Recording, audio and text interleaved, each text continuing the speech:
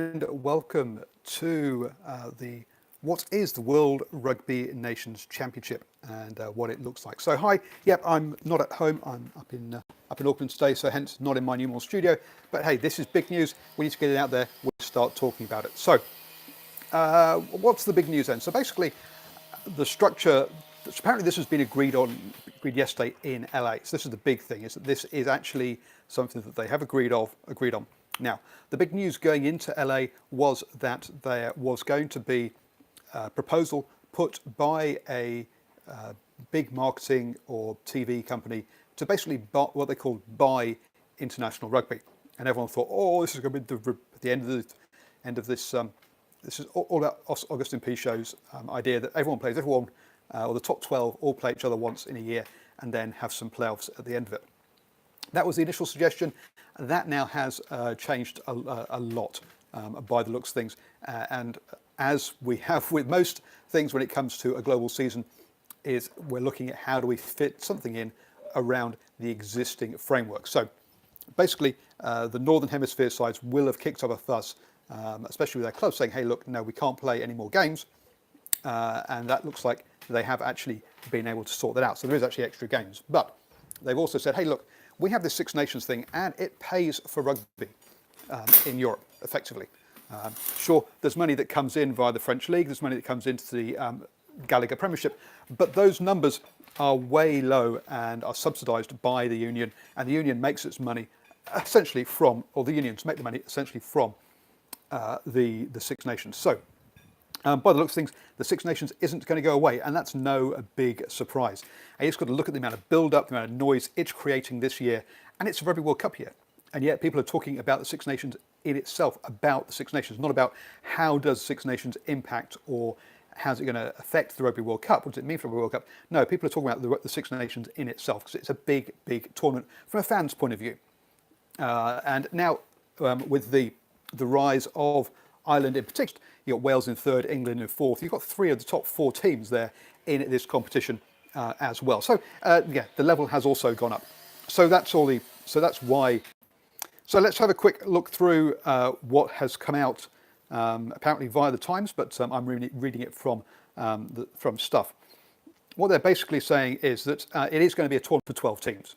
Now, the way they're going to get those 12 teams is they're going to have the 6 teams from the Six Nations, plus the 4 teams from the Rugby Championship, and that basically Fiji and Japan, being the 2 top-ranked teams in the Southern Hemisphere, or basically outside of Europe, will be added into that Rugby Championship. So we'll end up with a Six Nations Southern Hemisphere tournament, probably now whether that will move to the Six Nations window or whether that will happen in the existing window hasn't been sort of clarified or said in here, but it sounds like it's going to sit in its existing window in August.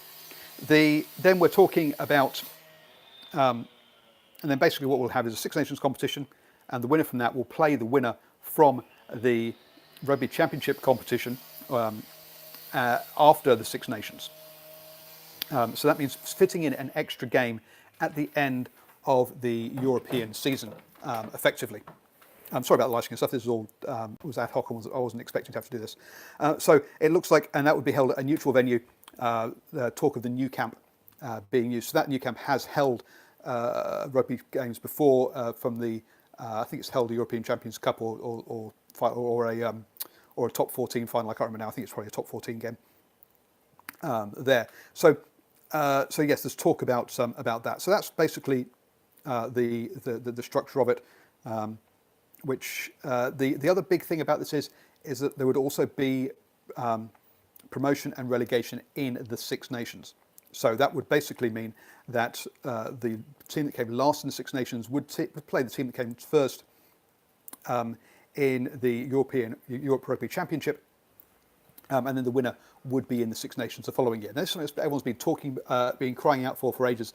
So this looks like this is what the Six Nations teams have given up as part of compromise of this deal. So basically, it would expect to see Italy playing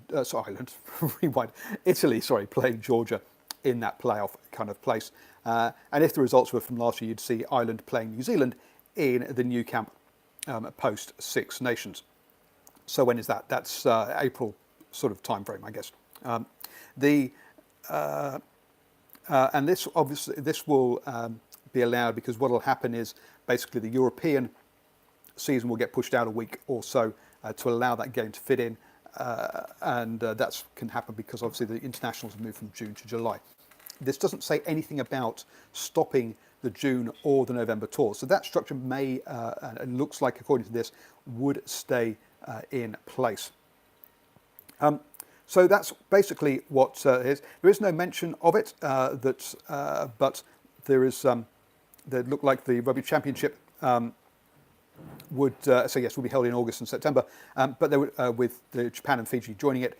But there would also be a second division Rugby Championship put together from the teams in the Pacific Nations Cup and the Americas Championship. So basically, we're talking about Tonga, Samoa, the USA, Canada, Uruguay, Chile, and Brazil in that kind of group. Argentina and the Argentina 15 is also in the Americas Rugby Championship, but I can't imagine Argentina being allowed two entries into this competition, one in the Rugby Championship, one into the Rugby Championship Div 2. So that is how it looks. Now look, two things that are massive about this. So basically this carves up the world as Europe and non-Europe, essentially. So Northern Hemisphere is effectively Europe, because you've got teams like Japan, the USA, Canada, which, big geography lesson for you, are in the Northern Hemisphere, would all be part of that Rugby Championship group. But it looks like, so basically that's how we're carving up the world for this competition, is Europe versus non-Europe, with basically Americas, Africa, Asia and Australasia all being sort of part of the rest of the world. Is how things are getting carved up. The second point here is that Tier 2 nations now have a way of getting into a Tier 1 competition. That is fantastic news. So initially, the big winners there are Fiji and Japan. But going forwards, you're looking at Georgia, Romania, Spain, maybe even Russia, all looking at trying to get themselves into the Six Nations.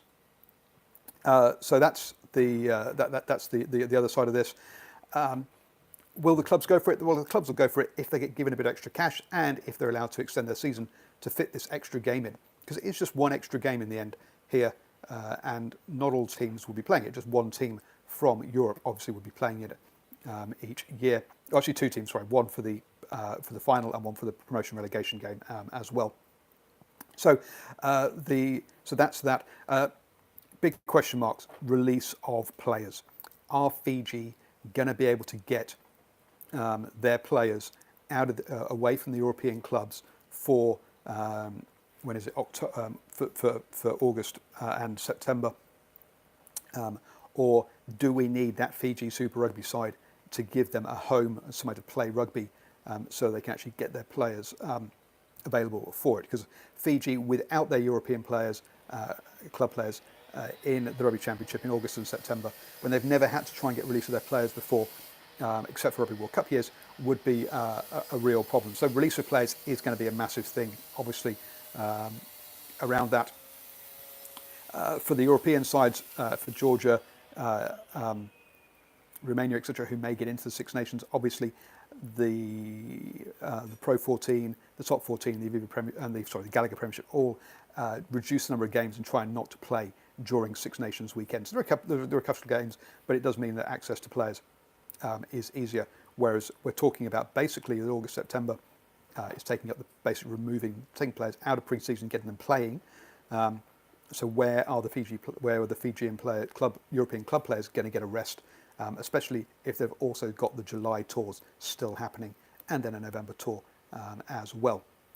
Because it'll just go July, August, September will become an international window for the Southern Hemisphere, or for basically for non-Europe, effectively is how this will kind of pan out. One of the problems they've had for the Pacific Nations Cup historically has only having 3 weekends to play it in that June window.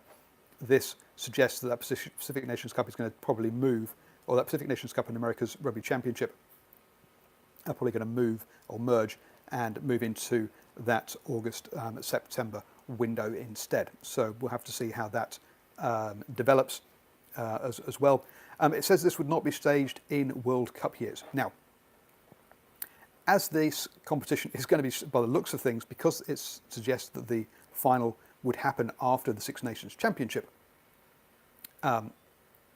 which is how it's sort of how it's worded here, because it says, here's the wording: the top team from the Southern Hemisphere would reportedly take on the best team from the Six Nations teams at a neutral venue at the conclusion of the tournament, with Camp Nou being touted as the venue. So, if we're talking, so basically we would say, would it happen this year? Hypothetically, yes, it would, because we're probably talking about last year's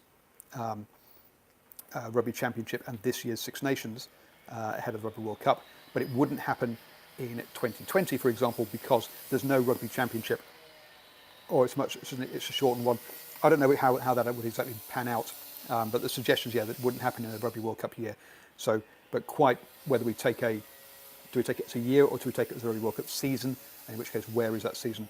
That's all up for grabs as to how you interpret that side of things. So it looks like, however much money has been put on the table by this media agency or by this TV conglomerate group, seems to have been enough to persuade enough people to vote for it and say yes, let's go for it.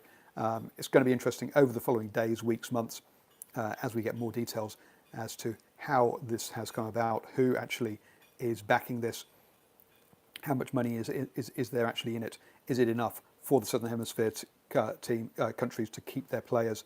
Because New Zealand Rugby, for example, has said that they're forecasting something like an unsustainable deficit going forwards each year.